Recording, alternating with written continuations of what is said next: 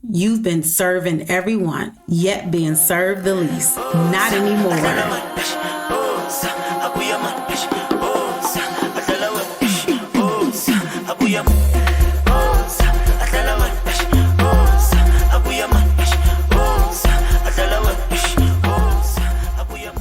Welcome back, everybody. We back. This episode, look, I'm leaving Botswana. That's today's episode. I'm leaving Botswana. It is time to go. Now, I'm shooting from Botswana, leaving literally tomorrow. And I can't help but to think about the manifestation that I set in December 19th of 2019, where I said, if I know I'm moving in purpose, that I would do holiday at the end of 2021 and end up in Gaborone, Botswana in January 2022. And that's exactly what I did. I went to Rome. I went to Accra for holiday. And then I ended up in Gaborone, Botswana, January 20th, 2022. So I know I'm walking in my purpose. But I didn't have a blueprint for Botswana, though. You know, I said this is what I wanted, but I didn't know how I was going to get things. But I knew that once I figured out what the business was, that I needed to start formalizing it in Africa. It just called me, and I took the leap of faith. I moved out of my apartment in Los Angeles, and I said, I'm going to structure my business here. It takes a lot of faith and also obedience. But God asked me to be obedient. What was it? In 2019, he said, be obedient to me for about a year. Listen to me and only me. And I saw my life completely change once I submitted to that. So I was okay with doing that as well in Gaborone, Botswana. But I know me, and I've been an entrepreneur for a while. And so my goal with entrepreneurship is always to get exposure, to gain a community, and to trust myself in the process. So a large part of coming to Botswana was I knew that it was a smaller country. I knew that the people were nice because I had visited in 2019. And so I knew that I could move around pretty easily and get to know people and not feel like I'm in this huge city and feel overwhelmed by this challenge. So I believe that that's what God wanted me to do, which is, again, my third principle. Everything you need is everything you have. And so I tapped into the best parts of me on my entrepreneur journey that has always worked for me ever since I've been in entrepreneurship since 14 years old. Now, again, the people in the community were the best parts about Botswana. The place is small, so somebody's gonna know somebody's gonna know somebody. So if you're showing your phone and you're like, hey, this is my friend, guarantee that person's gonna be like, I know them, or I know their kid, they go to my school. So I like that idea. I needed it to be that small for me. And plus, I was just tired of Los Angeles. It was too big. I come from Chicago, it's a big city, and I just needed to recalibrate in a different way. So it being small was the best thing for me. Also, I realized from living here, Saturday is what I like to call Women's Day. Now, again, I don't want to make an assumption that all women don't go out with their husbands, but for the most part, like the men are out playing football and the women are out hanging with each other, doing various different activities, but it all stems around women empowerment. So where they can be an actual event or they're getting together to have lunch, to go do a nice activity together. Saturday is Women's Day.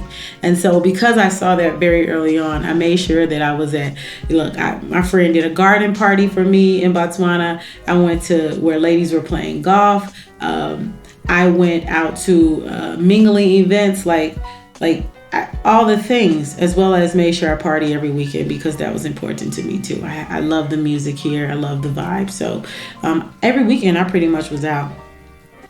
And so what I realized is that people really like to get together. Not just the women, the men too, but people really like to get together. And between Friday and Sunday, you can guarantee that it's a party all around the city. Now, what I also noticed is that it's from Monday through Thursday, people are really serious. They stay home, they go to work, and they come home afterwards. So it's pretty quiet. Unlike the big cities that I've went to, you can definitely be assured that in a bigger city that every night you can find a place to go out. There's a happiness spot everywhere. And not to say that people aren't going to dinner and like doing sociable activities. It's just not in the same way that they do on the weekend. So I went out a couple of nights, but it was more personal and private when I did it, and a little bit more low key. But when the weekend came, let's just say people like to get together.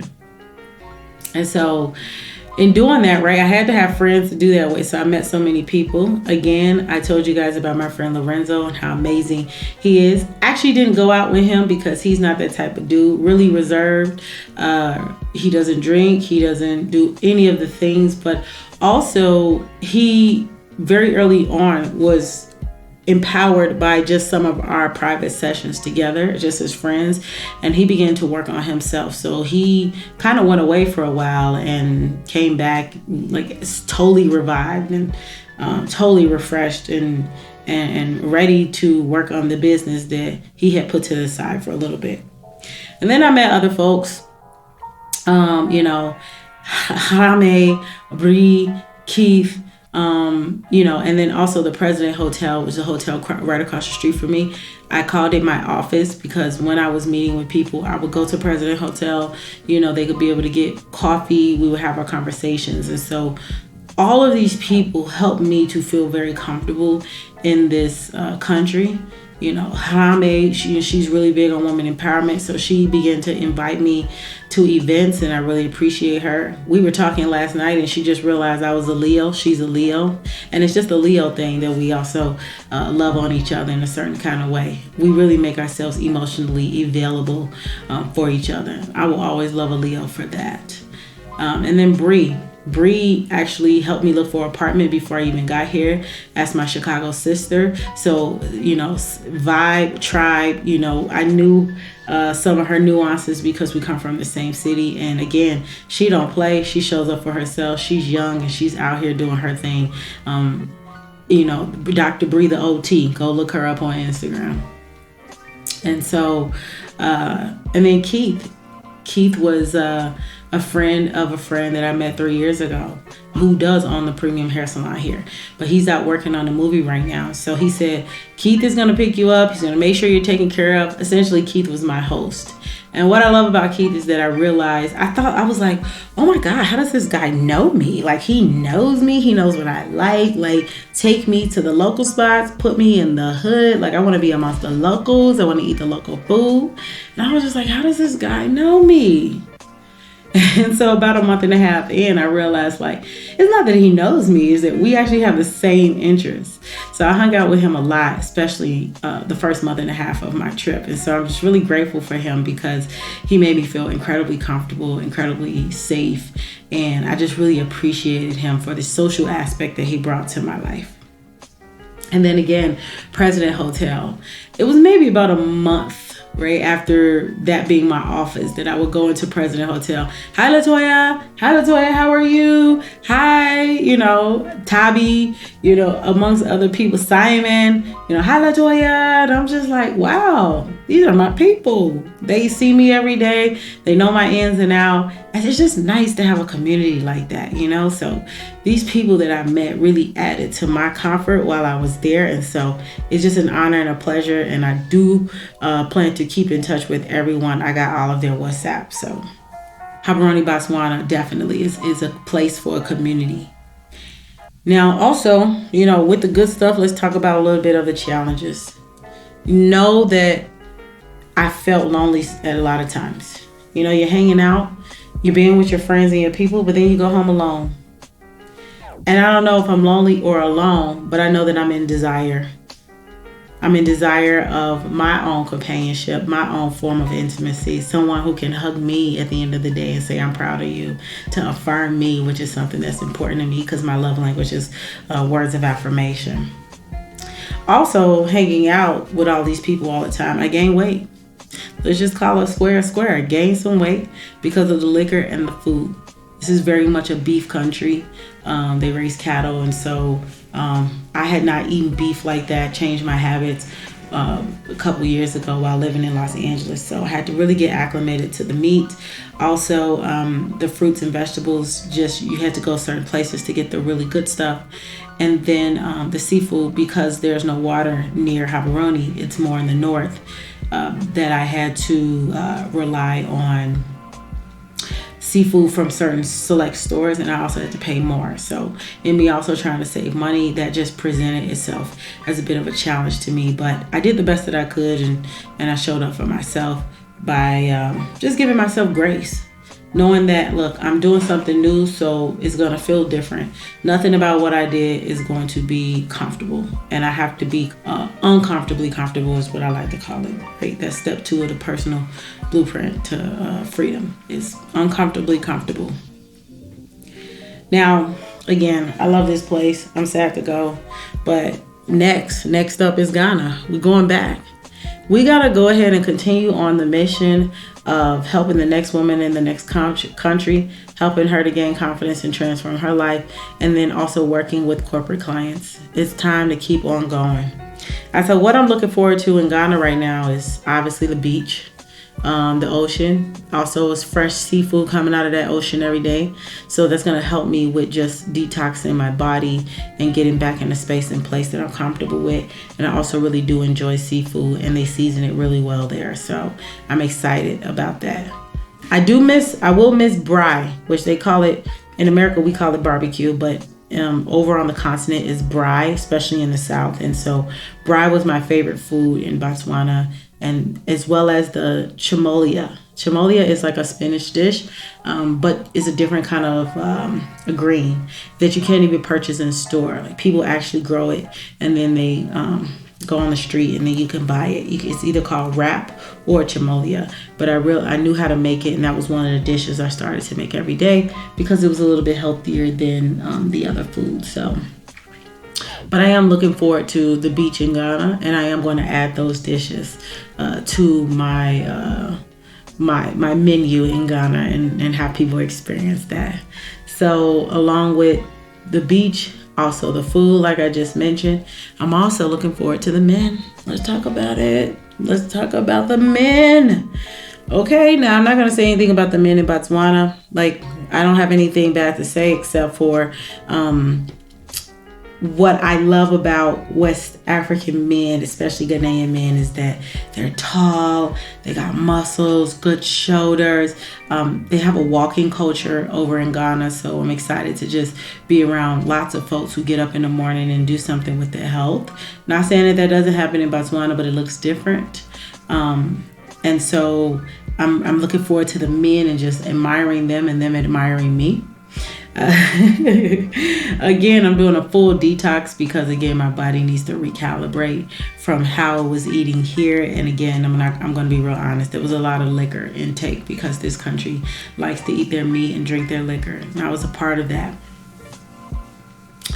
And then the other thing, just getting my footing in Ghana. I'll probably be there for a while because I really want to fulfill some goals, but I want to plant myself in this continent because I see myself very soon being asked to come and do workshops all over, not just the continent, but the world. And so instead of also having I do have a place in Los Angeles, but I want to also have a place on the continent that I can get off the plane and go to my home. So I'm going to nurture Ghana a little bit more because I want that to be a grounding place for me. Also, I have family there. I have 2 cousins by marriage, and so I hope to be around them a little bit more, take advantage of some family time activities, and just, again, find my place of comfort. So I'm really excited about that. Also, know that the work is continuing through online group coaching as well. Getting a new cohort soon. And so my first cohort, because I've been working with clients privately, but it's time to now open it up to group coaching and really help everyone empower each other by listening to the stories of each other and strategizing with one another. So I'm really excited about that. And then last but not least, falling in love. Falling in love, it's about that time. I want you guys to know that I deserve to fall in love. I deserve to have someone there for me and to be there on those moments when I'm showing up for myself and to just say, I'm proud of you. Look at you. Tell me about your day. And I want to be able to do that and be so curious about them as well. In the next episode, it's going to be good because we're going to talk about the things that I've learned living abroad and dealing with the men so far. But in the meantime, just know again that you can get in touch with me through personal coaching. Also, I'm available for consulting to corporate companies, and I can do media appearances. You can reach me for any one of those at info@patentleatherproject.com, as well as catch me on my social media, Instagram, Latoya Deshawn, LATOYA DESHAUN. Also on my YouTube, Everything on Purpose with Latoya Deshawn. And you can catch my portfolio because I still am a high-profile makeup artist to high-profile talent, okay? A personal makeup artist to high-profile talent. Let me get that straight because it took me a while to realize that I was a personal makeup artist. And that is where I shine. That is my zone of genius, and it's an honor to serve. So again, guys, catch me in this next episode. Look, it's good. It's good. I have not left Botswana yet. The next episode is my last and final episode of Botswana before we take my talent to Accra, Ghana. Again, this episode is going to be called The Things I Learned Abroad from Dealing with the Men, and 4 things I'm going to teach you about. I see you guys in the next episode.